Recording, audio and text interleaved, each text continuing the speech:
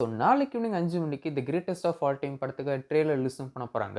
So நாளைக்கு evening 5 மணிக்கு trailer release பண்ண போறோம் அப்படிங்கிறதுக்காக ஒரு புது போஸ்டர் டீம் ரிலீஸும் பண்ணியிருக்காங்க. இந்த ஒரு போஸ்டர் கம்ப்ளீட்லி அன்எக்ஸ்பெக்டட் அப்படிங்கிறது சொல்லும். கோட் படத்துல இந்த மாரி ஒரு சீன் இருக்கும் அப்படின்னு சொல்லிட்டு சத்தியமா நான் எக்ஸ்பெக்ட் வந்து பண்ணல. இந்த ஒரு போஸ்டர்லாம் பார்த்ததுக்கப்புறம், "டேய் படத்துல என்னதான்டா பண்ணிட்டு இருக்கீங்க?" அப்படின்னு சொல்லிட்டு தோணவும் செஞ்சுச்சு. ஒரு அன்எக்ஸ்பெக்டான போஸ்டர இன்னைக்கு டீம் ரிலீஸும் பண்ணியிருக்காங்க. உண்மையிலேயே இவ்வளோ நாள்ல the greatest of all time படத்துலருந்து வந்த போஸ்டர்லயே ஒன் ஆஃப் த பெஸ்ட்ன்னே சொல்லுவேங்க. நான்லாம் இந்த ஒரு போஸ்டர பார்த்ததுக்கப்புறம் ட்ரெய்லருக்காக அவ்வளோ எதிர்பார்ப்பு வைத்துன்னு பண்ணிட்டுருக்கேன். ட்ரெய்லர் அனௌன்ஸ்மென்ட்க்காக டீம் ரிலீஸ் பண்ண போஸ்டர் பார்க்கும்போது ஓகே வந்துருந்துச்சு. பட் இந்த ஒரு போஸ்டர் வேற லெவல்ல இருக்கு அப்படின்னு சொல்லலாம்.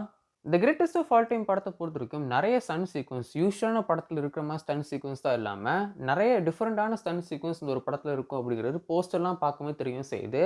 அது எல்லாத்தையும் கரெக்ட்டா லாஜிக்கா டீம் பண்ணிட்டாங்கனாலே ரொம்பவே சூப்பரா இருந்திருக்கும். இப்போ வந்து நெறைய படங்கள் நம்ம தமிழ்லயே எவ்வளோ படங்கள் அன்லாஜிக்கா வந்திருக்கும்.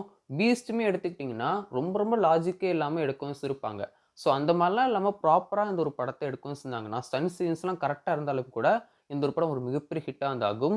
அந்த ஒரு ஸ்டண்ட் சீன்லாம் ரொம்ப கேவலமா இருந்துச்சுன்னா, அதுவே ஒரு மிகப்பெரிய பிரச்சனை. படத்துக்கு ஒரு மிகப்பெரிய நெகட்டிவ் பாயிண்ட்டா வந்து போயிரும். இதெல்லாம் கரெக்ட்டா பண்ணிட்டாங்கனாலே படத்துக்கு ஒரு மிகப்பெரிய பிளஸ் தான். அது மட்டும் இல்லாம படத்தோட ஃபர்ஸ்ட் ஹால்ஃப் எப்படி இருக்கோ இல்லையோ, பட் செகண்ட் ஹால்ஃப் கண்டிப்பா சூப்பரா இருந்தே வந்து ஆகணும். செகண்ட் ஹால்ஃப் நல்லா இருந்தா தான் அந்த ஒரு படம் ஹிட்டா வந்து ஆகும். கடைசியா லியோக்கெல்லாம் ஃபர்ஸ்ட் ஹால்ஃப் ரொம்பவே சூப்பரா இருந்துச்சு. பட் ஆனா செகண்ட் ஹால்ஃப் எனக்குமே வந்து ரொம்ப பிடிக்கல. ஸோ நெறைய பேர் சொன்ன ரிவ்யூ வந்து அதுதான்.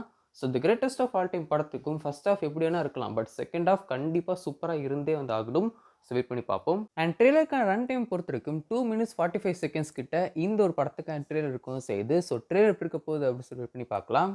சரி ஓகே. நாளைக்கு ஈவினிங் 5 மணிக்கு the greatest of all time படத்துக்கான ட்ரெய்லர் ரிலீஸும் பண்ண போறாங்க. ட்ரெய்லர் பார்த்ததுக்கப்புறமா என்னோட ஒப்பீனியன் கண்டிப்பா உங்களுக்கு ஷேரும் பண்றேன். ட்ரெய்லர் எப்படி இருக்க போகுது அப்படின்னு சொல்லிட்டு நாளைக்கு பார்க்கவும் செய்யலாம். ஸோ வெயிட் பண்ணி பார்ப்போம். ட்ரெய்லர் எப்படி இருக்க போகுது அப்படின்னு சொல்லிட்டு. நாளைக்கு ஈவினிங் 5 மணிக்கு the greatest of all time படத்துக்கான ட்ரெய்லர தமிழ், தெலுங்கு, ஹிந்தி அப்படின்னு சொல்லிட்டு இந்த 3 லாங்குவேஜ் ரிலீஸும் பண்றாங்க.